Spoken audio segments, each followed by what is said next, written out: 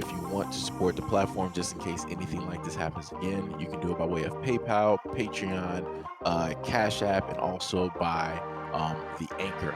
And you can also further support the platform by way of going to the Teespring store or the shoe store that is located in the comment section below.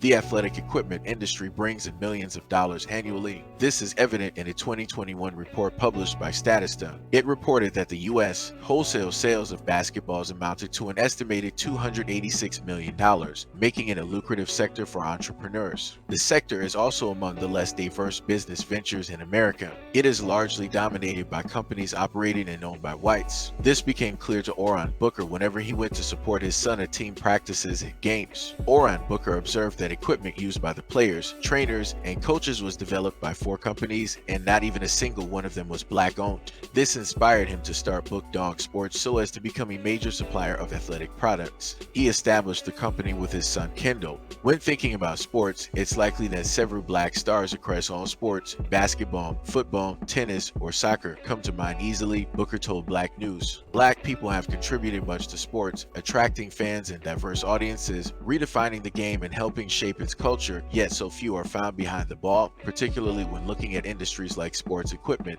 The Atlanta-based company is the first ever black-owned athletic supply company. Last September, the company said that it was taking pre-orders for its flagship product called HW101, which is a basketball made with premium microfiber composite leather that offers amazing grip and durability to last all season and beyond.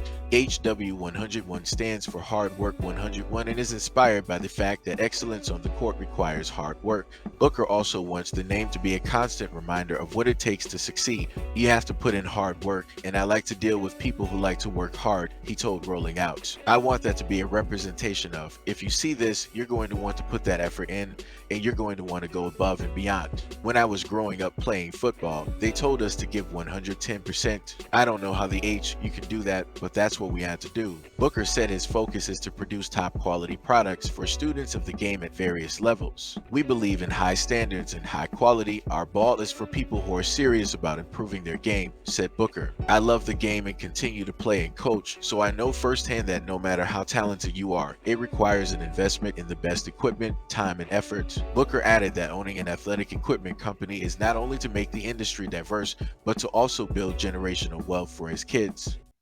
This is what Black history looks like. The main thing that I've told Black people before is that we have the Midas touch. We have the ability to create anything that we need. We can basically create something, out of nothing. If we see or find a problem, we will forge and make a way to fix it. And the father basically knows is like, yo, all of the athletic companies out here, there are no black owned ones, right? And there's only pretty much 4 dominant ones or 4 that primarily make, all of the gear. So he was like, all right, let's try to switch that up and, let me throw my hat into the ring and see what it is that we can do. And this is dope. And then on top of that, the aspect, now this is the dopest part, right? And this is me just going, thinking like far enough ahead. Like, let's say if he has like a factory, different things of that nature, he could literally look into um, trying to cut costs in certain types of ways by doing stuff by, let's say, like 3D printing. So that way you can make your own type of gear different, drastically different from everybody else's. You can add your own style, your own flair, all of that easily. And that's another way that people can differentiate your gear from everybody else's.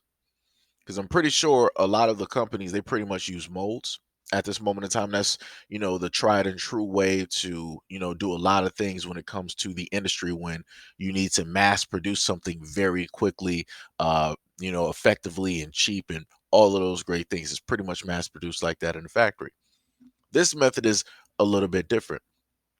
You can take, in a sense, a little bit more time. The care is going to be vastly different.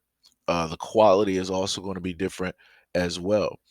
And you could potentially look into different types of polymers that could make the equipment, let's say, more shock absorbent, right? Not saying that you can, specifically have things. I'm specifically talking about, football, contact sports.